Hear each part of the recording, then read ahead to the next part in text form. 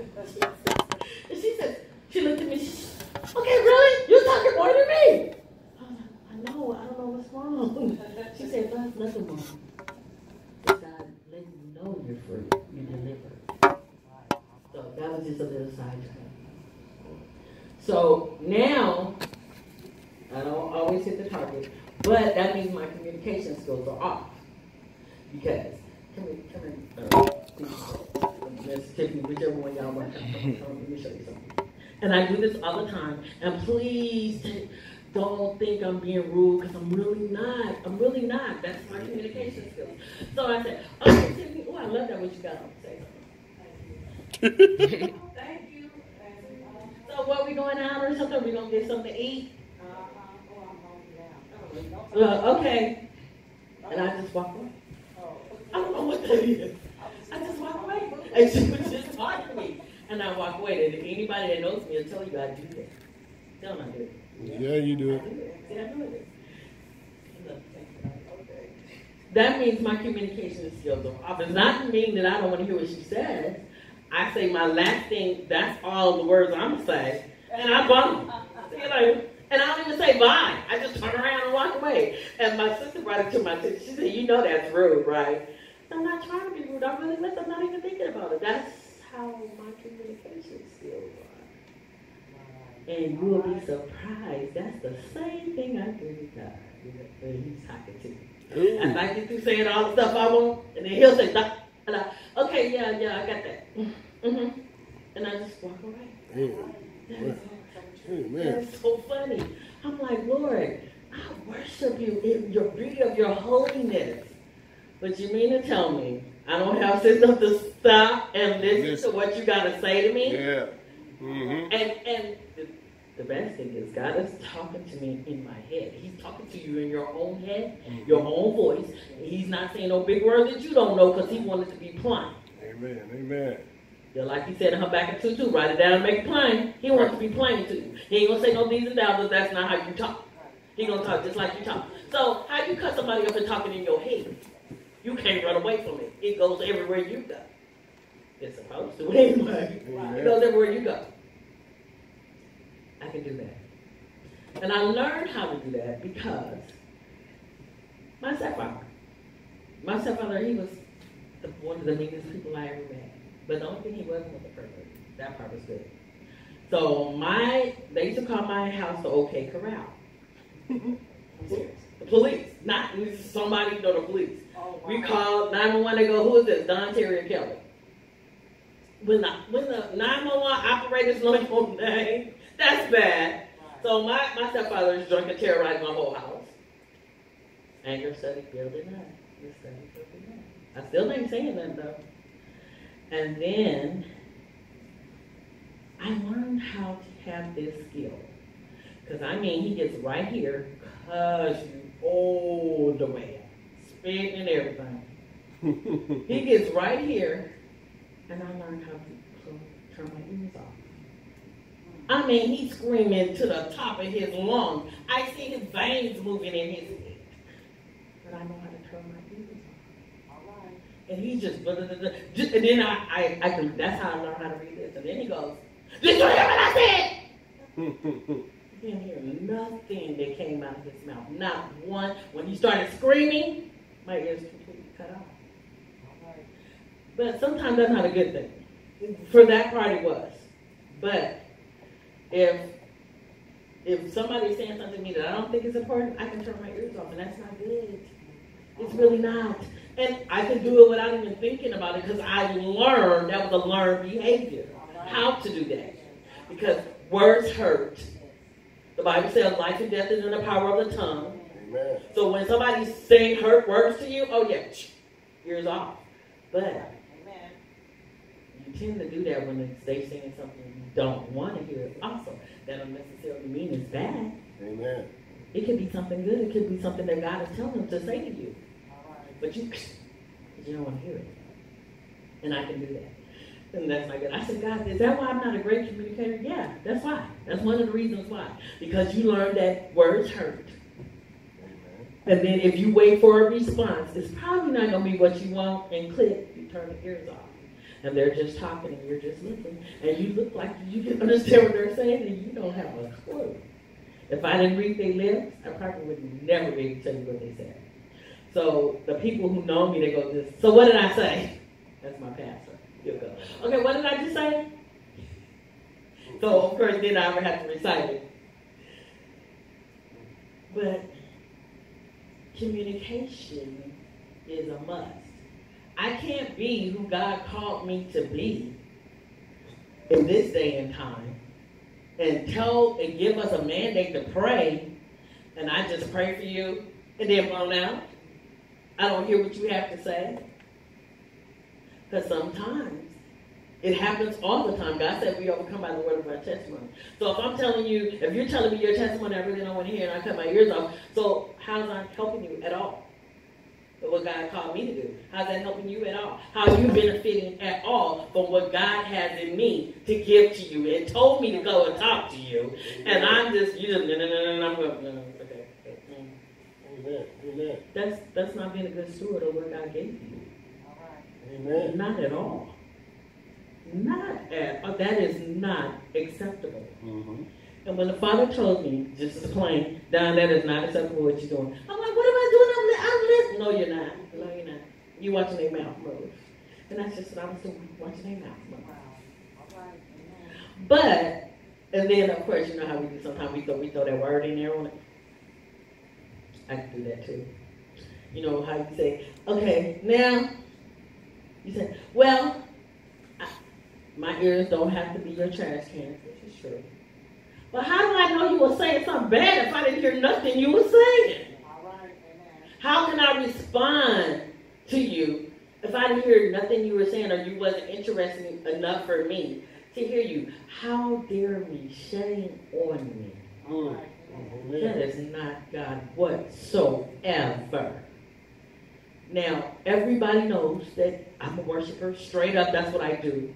I worship my Father in every possible way I can. But how can I do that if I don't listen to what he's saying to me? Or turn you off when you're talking to me. When God said, he ain't going to tell me, I told Eric to tell you something. No, he'll tell Eric just to tell me. It's my responsibility to hear him. It's my responsibility to respond. And it doesn't matter what the vessel is. Because that's me too. Sometimes you don't like the vessel that it came in, the package. You're like, okay, whatever. Oh, I'm like, you know how we do. And I swear to goodness, I think Christians, and I include myself, are the most judgmental people it is. Amen. I really do. We make people run. We do. They be like, look what she got on. And she's supposed to be next. That's right. Mm-hmm. Look at the pastor. You looking at that chick? Mm-hmm. And he's supposed to be the pastor. We the worst. Instead of praying for them, and then we gonna tell somebody. We gonna definitely tell somebody. We can't help it. We got to do that. So then we being messy, we gossiping, and that is not God at all either. Amen. So God told me this in this day and age. I'm going to run through it. Psalms 41, 141, 3. Set a guard over your mouth. Keep watch at the doors of your lips. That's Psalms 141, 3. Set a guard over my mouth. Keep watch over the doors of my lips. Because for you to be effective in the ministry, you got to know the word. Yep. God got to live in you, and you got to have his compassionate, loving heart, his patience, his kindness that he gives you every day, the brand new mercy that he puts on us every day. You got to return that to somebody else. Amen. And I love that my pastor, he always tells us, to have amnesia, about what we did in the past. Definitely. Just that don't mean just because I was the drug dealer in the back of the day, then I'm walking in that now. And I can forget all that. Just because I don't look like what I've been through, I can forget all that. But sometimes I say, Lord, but do I give that same grace and mercy to someone else? It works both ways. It just don't work in my favor and don't work in theirs. Because they don't say Jesus, Jesus. Because I'm supposed to make disciples. How am I make disciples if I can't communicate? If I can't listen to what you're saying? I don't know what to pray for if I can't listen to what you're saying. I don't know how to get on my knees for you or intercede if I don't listen to what you're saying. If I turn my ears on, you just right, and I'm just saying, I'm reading your lips. Trust me, I'm good at it, but sometimes I miss some words. Now, I love Jesus. He always makes it easy for me. So, then I had to learn how to control my anger. And that's something I had no clue about. Lord, you're going to have to control my anger. Because if I'm your representative, I can't fly up the handle and want to beat everybody up. The anger. Did I tell you that anger was building up? So when he went to the volcano, it was bad. And yes, in a lot of areas, God has calmed you down and he tells me, no, you don't have to go there. You can turn around and walk away. You don't have to respond to everything somebody says. And it's so funny that now you can be going off on me, but I hear every word coming out your mouth. So I can respond to it. You don't hear every word coming out your mouth. Isn't that crazy? And somebody trying to say something good, you don't hear that. Everybody says, oh, you look so cute. 10 people tell you you look cute. One person, oh, I don't like that. And that's what you remember. You don't remember the 10 people that before them that told you it was beautiful. You just hear that one. Oh, I don't like that. And then you want to go home and change your whole look because one person said something negative. How do we do that? Now, in Colossians 4, 5 and 6, turn in, so you guys can see this one. Colossians 4, verses 5 and 6. It says, conduct yourself with wisdom in your interactions with outsiders, and in parentheses, in the Amplified, it says non-believers. Make the most of each opportunity, and in parentheses, it says treating it as something special. Let your speech at all times be gracious, pleasant, and seasoned with salt, so that you will know how to answer each other. And then, of course, it says, if they ask you a question, that's the Amplified version. So that means we have to know the word to speak the word. We got to be seasoned with salt. That means we got to have some flavor. And we all got flavor. I tell everybody, God is the biggest. He has the biggest sense of humor ever. First of all, because he made me, so I know they got a serious sense of humor. But, you know, if we got his DNA, why we think God is always serious? He got to laugh sometimes. Because I know I have him cracking up. I've got to. I have my own self cracking up. So every emotion we have, he has. The Bible, okay, if he can have anger, why he can't have laughter? The Bible said he got angry. Why he can't have laughter? We got his DNA. So that means everything he got, I probably got it too. He probably just controls it way better than I do. So give me that verse again. Colossians what? That's Colossians 4, 5 and 6. I was reading the Amplified version. Oh, okay.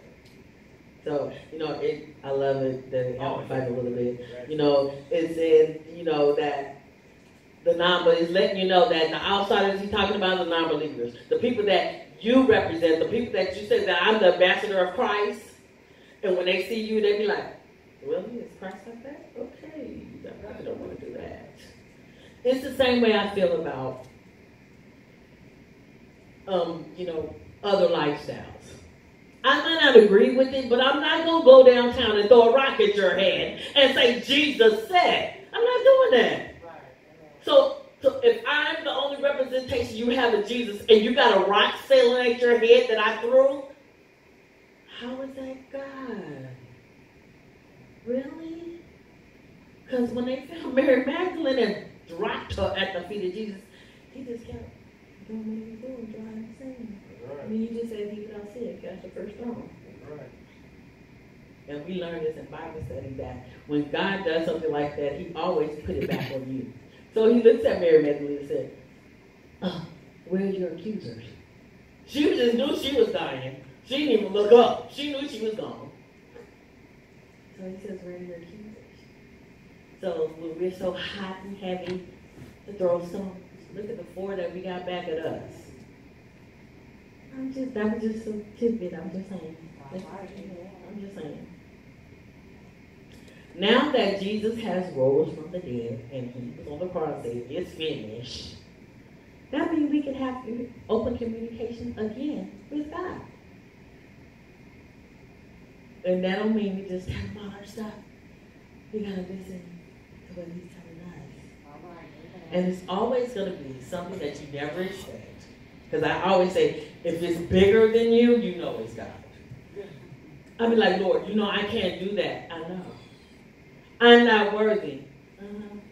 And he just be like, I'm like, well, I'm not worthy of that. Because, you know, it's easy for us to run from what God wants us to do because we're not worthy. And I kept saying, Lord, I know I'm not worthy. I know I'm not. Oh, you see me cuss dude out the other day? You know I ain't. And the first thing he said to me, when I said I was not worthy, he said, and I kept saying it, he said, you're right. And I went, huh? That's something I didn't expect. I was like, what? But I kept saying, I'm not ready. I'm not. I'm a sinner.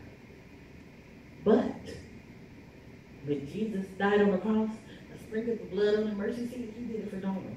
He did it for you. He did it for you. He did it for you. And you're not worthy in your own power. No, you're not. You're only worthy in him. When you step with him, when you're in his shadow, in his shoes, when you're walking on beside of him, then you're worthy. And I was right. I said, wow. I didn't expect that because, you know, God said, yeah, you know, I'm always thinking God could pat me on my head. Poor baby. You had bad. That was bad. No. He said, no, you're not. But he said, no. Now say it again. And I kept saying it. I'm not worthy. Say it again. I'm not worthy. Say it again. And then it started clicking. I kept saying, I'm not worthy. I'm not. Not in my own power. No, I'm not. I don't have no power. Matter of fact, not in my own power. But he said, I can do all things through him. I'm worthy. I'm righteous. I'm beautiful. I have the blood of Jesus that runs through my veins. I have his DNA. He breathed the breath of life in me. And it's hard for us to imagine. I know some of I wasn't a good girl. I was not. Not at all.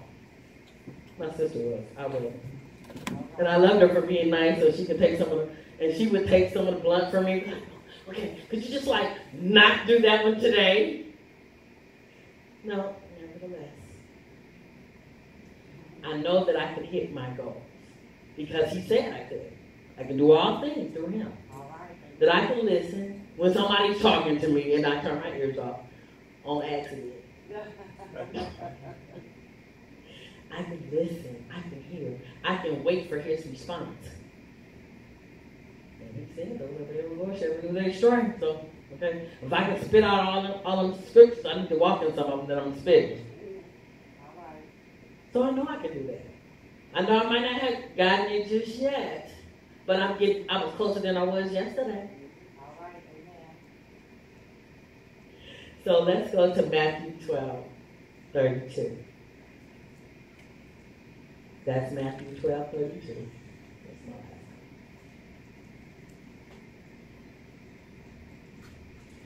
And it reads, "Brood of vipers, how can you, being evil, speak good things?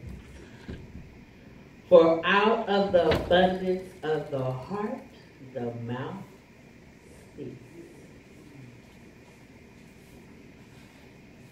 And you know, it's also a scripture in Proverbs that I actually love. He says, you know, when your neighbor says something crazy to you, say, "I was just joking." It actually says that in a word. I was just joking. I said, "Oh my God, I do it all the time." Say something awful and say, "I was just joking," when I'm looking at you and you're taking it the wrong way, or you're taking it just like I said it. And I probably didn't want to hit you that hard at that time. I know that. I was just joking. And when the Lord showed me that, I said, oh my God, for real, Lord, I did that on purpose. I did. Matthew 12:32. Matthew 12:32. So now I know that I'm set apart. I'm the remnant. I'm the one that everybody said, okay, she's going to be dead or in jail by the time she hit 30. And I actually believe this. So when I hit 30, I had a big party because I actually didn't believe I was going to hit 30. I really did believe that. Because when you keep hearing it over and over again, you start believing. You keep saying you ain't no good, you ain't going to do nothing, you ain't going to amount to nothing. You're going to keep believing it. Because you keep hearing it all the time. And then it makes it so bad Satan know how to get you. He let somebody else that normally don't say it to you. And you be like, oh Lord, that means it's really going to happen. That's me. But now that I'm getting a little bit more mature in my Christ walk, I know that I can choose my day. I can choose my language. I can choose how I respond to others. Amen.